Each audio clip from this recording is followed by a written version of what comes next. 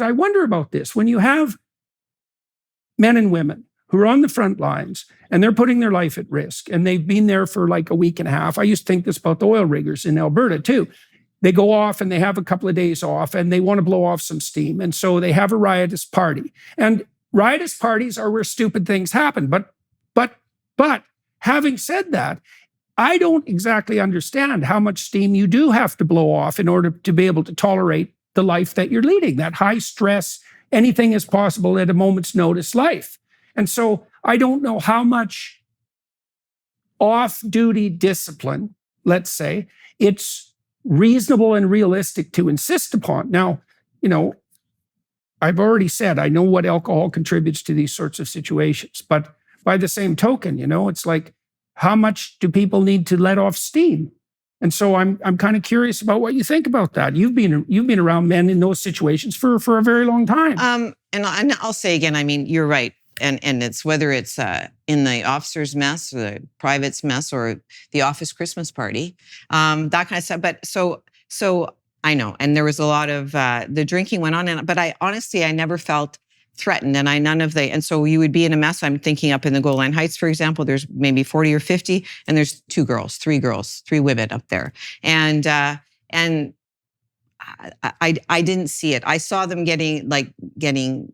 drinking too much, perhaps, and then out came the arguments over the Maple Leafs versus the Canadians, and singing the regimental songs, and somebody got, when the karaoke machines came out, it was bad news, and then it was, but you were still, if you're on a military base, there's still regulations, right? The mess closes, everybody goes back and you're sleeping in your quarters. And so I saw more sort of fist fights break out than I saw kind of anything with a sexual overtone. And things have changed since then as well, by the way. I mean, all our missions now are essentially, you don't drink. They're dry missions. Afghanistan was all dry, except when you got off the island, off the mission and went into Kuwait or wherever. Ships are all dry now, right? I mean, when they're at sea. So when they pull up into shore, then you have parties and you have so on and so forth. Right, so that's been rectified. So things have changed a lot. I mean, when I was commanding officer from 89 to 91, already started some young officers saying, well, no, I don't want to go to happy hour. In my day, when I was a young officer, it was, on Friday night, you go to happy hour, here's a beer, here's a cigarette, you're going to smoke, you're going to drink. And that's plenty. I'm exaggerating, obviously, but by the time, so early 90s, then, young men and women were becoming more fit.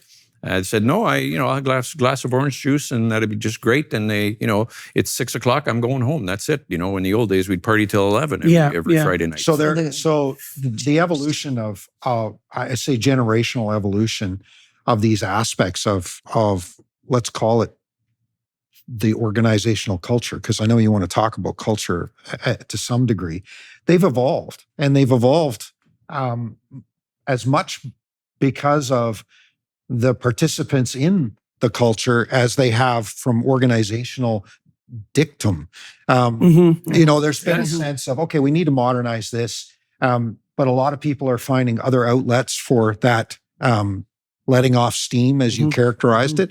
A lot of it is, there is a lot of fitness. It's different. It's different as it is in society. It's different, but that doesn't mean it still doesn't happen. It doesn't mean that people are still not going to get drunk and do stupid things. Yeah, well, but that's inevitable. There's a difference between getting drunk and doing stupid things and getting drunk and doing nasty, malicious things.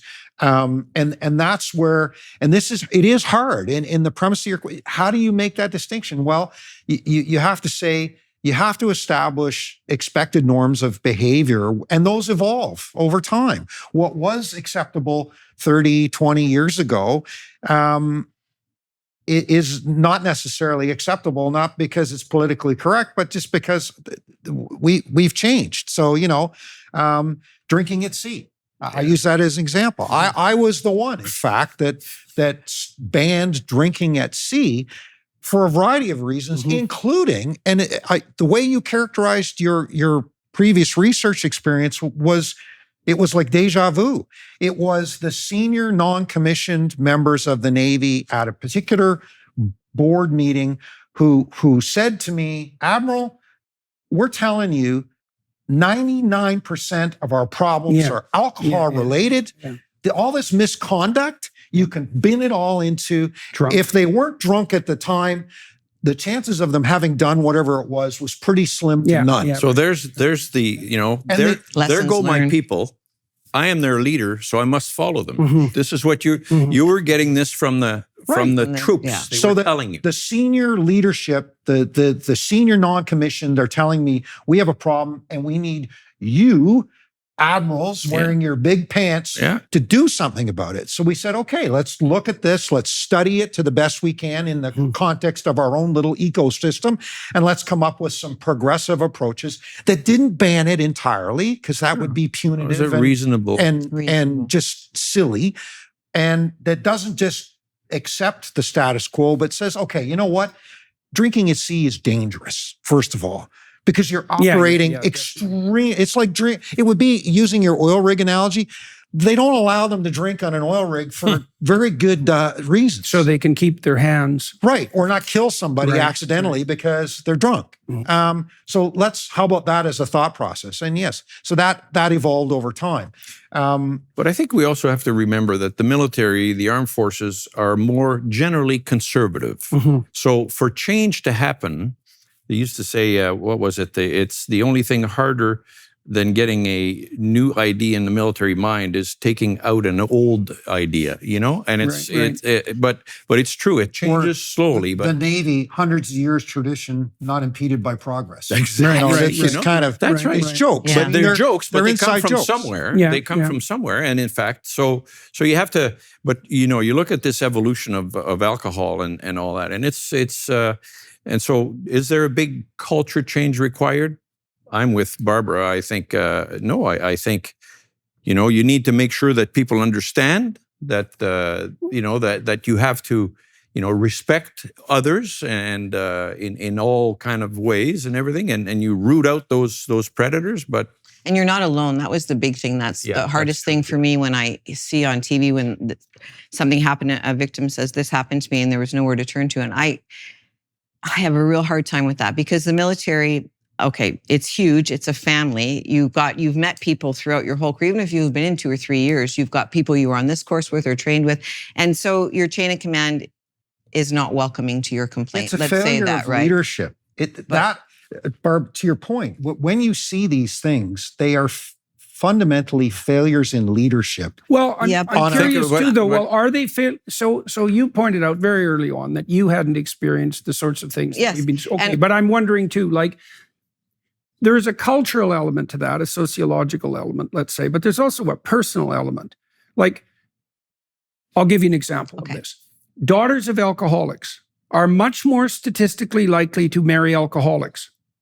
Now, we don't know why that is. We don't know if they find men who are drinking, and because they're accustomed to that, they pick those men, or we don't know if they covertly reinforce their husbands for drinking to the point where they become alcoholic. But it's such a widespread phenomena that if you're doing genetic analysis of the transmission of alcoholism, you have to take into account this issue of assortative mating, it's called. Okay, so now the issue is, was there a manner in which you conducted yourself personally that made you less likely to be the target of such unwanted attention? That might have to do with alcohol consumption. And then also, is it reasonable to assume that your experience is emblematic of the experience of females in the military, or were you, for whatever reason, protected personally or more fortunate?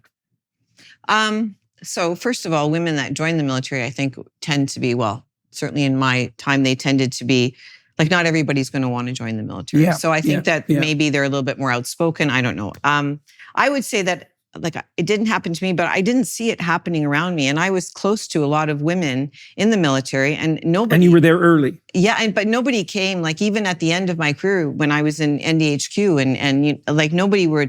I didn't hear about people saying this happened to me. What are we going to do about it? I think that the majority of women, it didn't happen to. And I think that the ones that did, yes, absolutely, they should, seek justice. But I also think that to say there was nowhere to go, I mean, you had your peers, you had the Padres. We have Padres that doors open all the time. You had a medical staff, you had somebody that you worked with on a course. There were so many avenues physical that you could training go instructors, to. Yeah, the physical training guys and girls. Like there were so many places that you could go for help. I find it astonishing when I hear this happened to me and it happened to me over and I had nowhere to turn to. That I really have a hard time with that. So now, when you entered the military, what response did you get from the men?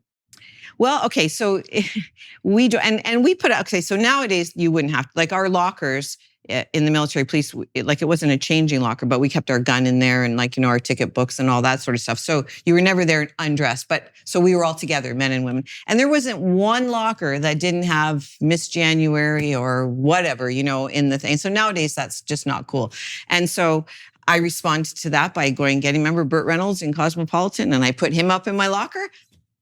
And we never had a problem with that again. Like it just, the guy said, I'm not looking at that every day. So, well, and then that was it. And then, and it took a while, but I think that I don't think it was hostile. I think it was more, they didn't know how to act. I had a flat tire once in my police car in Edmonton. You know how cold it is there? Sure. A flat tire. Nope, I know how to change a tire. So I'm changing the tire. And I do see another military police car go by. Fine, change tire. I come in, the usual ribbing, just like the guys would get. But this one military police corporal, he's waiting. He's waiting at the end, really. And he says, Barbara, he said, listen, he said, I drove past you today. I said, yeah, I saw you. And he said, I didn't know what to do. Right. He said, if it had been Mike, I would have stopped to help him. Right. But I thought you were going to say, you think I can't do this? But Yeah, you didn't. right. I didn't know what to do. And I said, next time, stop the story. effing car kind of thing. And we were cool after that, right? But that was the kind of things that they didn't really know what to do. They didn't really know how to deal with it. And this idea that men and women are interchangeable, I have a hard time with that too. Okay, so I want to delve into that. I really have a hard time with that. So go ahead. Well, let's talk a little bit about that. So I might as well get myself in trouble right off the bat.